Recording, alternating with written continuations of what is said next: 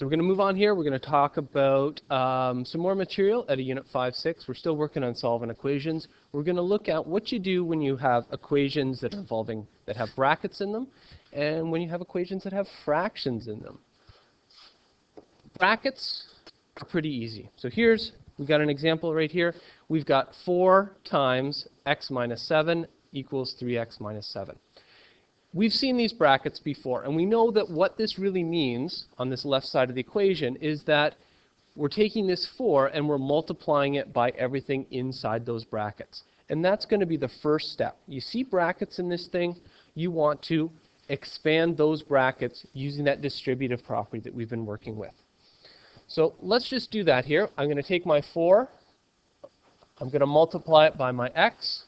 So 4 times x is going to give me 4x. 4 times negative 7 is going to give me negative 28. And I'm going to keep the right side exactly the same. So I've got 4x minus 28 equals 3x minus 7. Now this becomes exactly like those equations that we looked at before, where we have variables on both sides of the equation. So variables on both sides, first thing we want to do is get all of those variable terms to one side. So I see this 3x over here on the right-hand side. I'm going to do the opposite of 3x, which is going to be subtracting 3x. So on my left side, I'll have 4x. I'll put my minus 3x right there. I still have the minus 28. And then over on the right side, 3x minus 3x minus 7. So the big thing I'm doing here is I'm subtracting 3x from both sides. Collect my like terms. 4x minus 3x just gives me x. So I get x minus 28 on the left. 3x minus 3x. Those guys cancel out. And I'm left with minus 7. Now where do I go from here? Well, I see x minus 28 on the left-hand side. So what do I want to do to both sides of my equation here? I'm going to add 28.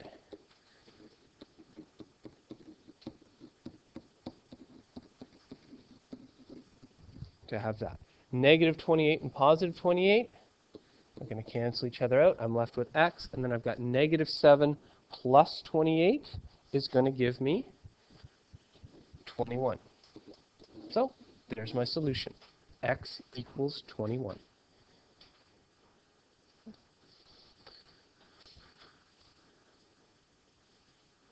Okay. We got another example right there. Again, it's got brackets in it. 2 times a minus 8 plus 3a plus 6 equals 17. First step, you guys know what this first step is going to be. We're going to expand using the distributive property.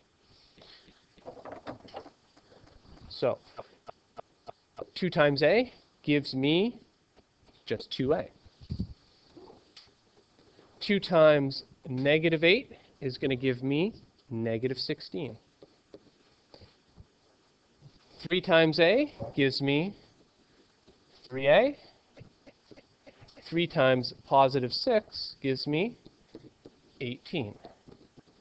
So now I've got 2a minus 16 plus 3a plus 18 equals 17.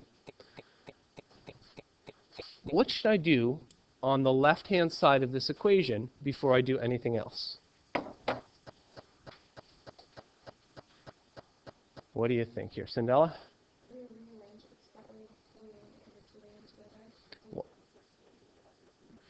Because those are like terms. So let's rearrange this so our like terms are together here. 2a and 3 are the same. 2a plus 3a. I got a negative 16 and a positive 18. I'm going to put those together. And once I've put these next to each other, of course, what am I going to do with them?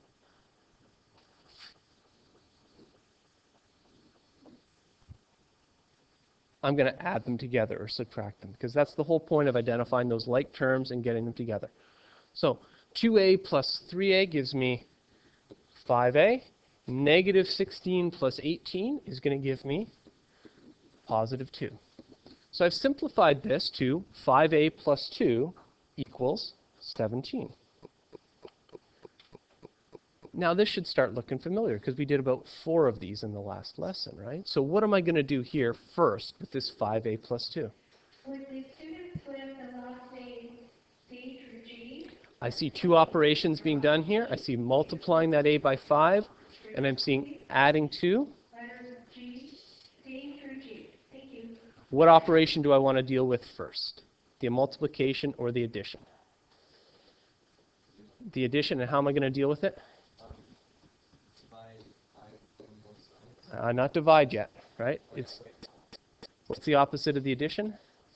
Subtraction. So I'm going to subtract 2 from both sides. I still have that plus 2 there, but I want to subtract 2 from both sides. So let's do that subtraction. The plus 2 and the minus 2 cancel out, and I'm left with 5a equals 17 minus 2 is 15. And then I'm going to divide both sides by 5.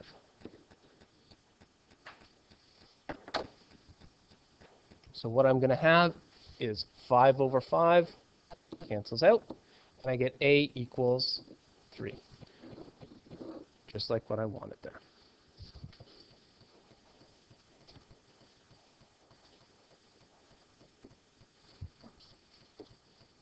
Okay, what if we have ones that involve fractions here? Okay, these are the ones that I hate. I hate anything involving fractions. I wish fractions didn't exist, but they do exist, so we've got to deal with them. Okay, so because we don't like fractions, the first thing we do is we get rid of the fractions. How do we get rid of the fractions? We multiply all of the terms in our equation by the common denominator, a common denominator here. And then we just do the same steps that we were doing before. Expand the brackets, collect like terms, isolate the variable by using opposite operations. Okay. So this is the key word right here, all. All of these terms have to get multiplied by this common denominator. So how does this look? Here I see a fraction, x over 3. And on the other side, I don't see a fraction at all.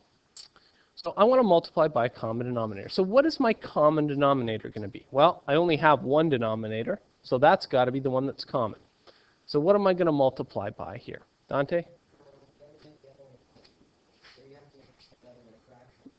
Well, I could. If I want to think of this as a fraction, I can just do that. Okay? Okay? So I can think of this as a fraction. I'm just going to multiply both sides by this denominator, 3, times 3, and times 3. Okay? Because on the left side here, I'm multiplying by 3, I'm dividing by 3. So those guys are going to cancel out, and I'll just be left with the x.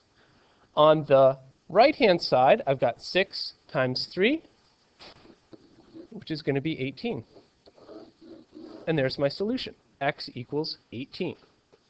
Now this one was easy enough that we could have done it without doing that multiplication. We could have said, oh, what divided by 3 gives us 6? It's got to be 18. But I just wanted to show you the steps here. So let's look at the next one. It's a little bit trickier. M divided by 2 minus 3 equals negative 7. Again, we want to get rid of that fraction by multiplying everything by a common denominator. So again, we only see one denominator. So that's the one we're going to multiply by. So we've got to multiply everything here by 2. So I'm just going to write this 2 times, and then I'm going to put everything on the left-hand side in brackets. Everything on the right-hand side in brackets, again, multiplied by 2. So let's do this multiplication. 2 times m over 2 is 2m over 2. 2 times negative 3 is negative 6. And on the right side, negative 2 times 2 is negative 14. Not negative 4, but negative 14. Now look what happens to this first term here. I've got 2 times m divided by 2. Those 2's cancel out. So I'm left with m minus 6 equals negative 14. Now this looks like something that you know how to solve. What should I do here to solve this one? From here, Chris. I'm going to add 6 to both sides. Plus 6, plus 6. Negative 6 plus 6 cancels out. I'm left with the m. Negative 14 plus 6 gives me negative 8.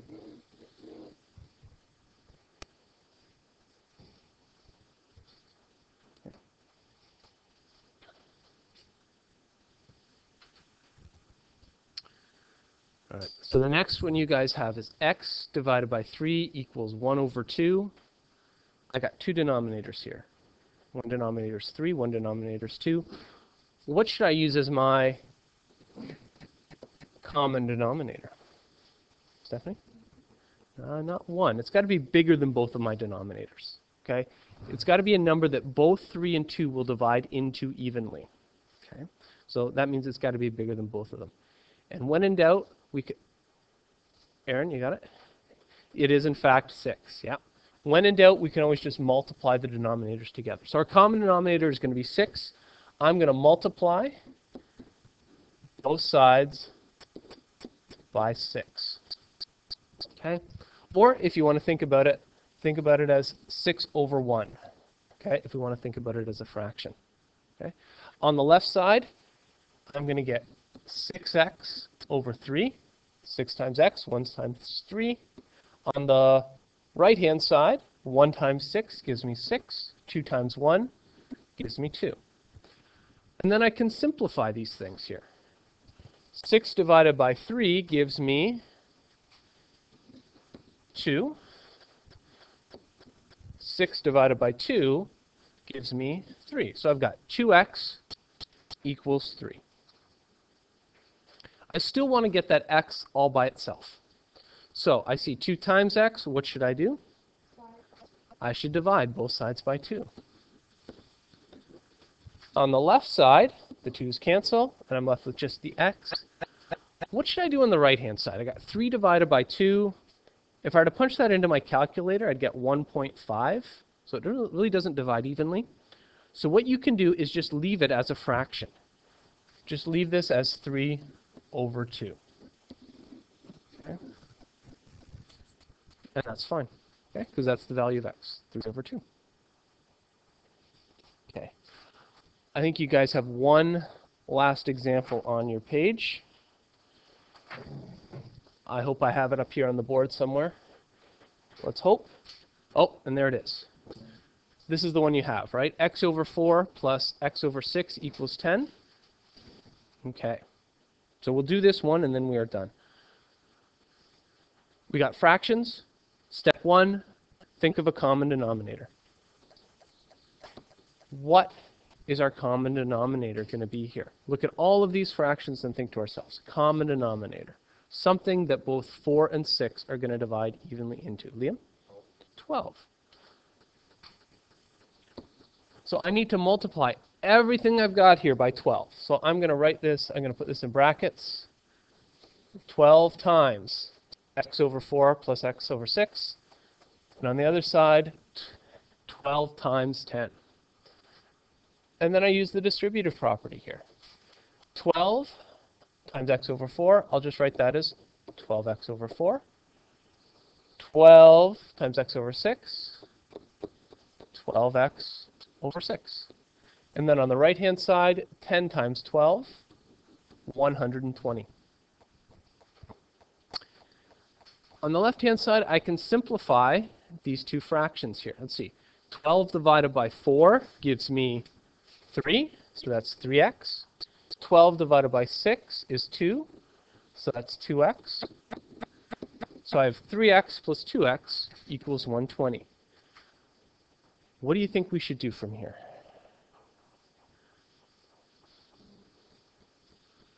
What do you think, Abby? Because they are like terms, so 2x plus 3x or 3x plus 2x gives us 5x is 120. And then from here, well, everybody knows what to do from here because we've done this about 16 times today. What are you going to do, Nezrit? Divide both sides by 5. Absolutely. Divide by 5. I see 5x, 5 times x, so I divide both sides by 5. the left side I just get x equals 5. The right side I get, well, what do I get on the right-hand side? This might be something we punch into our calculator. Sorry? 24? Is it 24? Yes? Okay. Are we sure? Double check that if you could. It's approximately right. Is it 20? Is it 24? All right. If you guys have all done this correctly, then there we go. X equals 24, and we are done. Okay.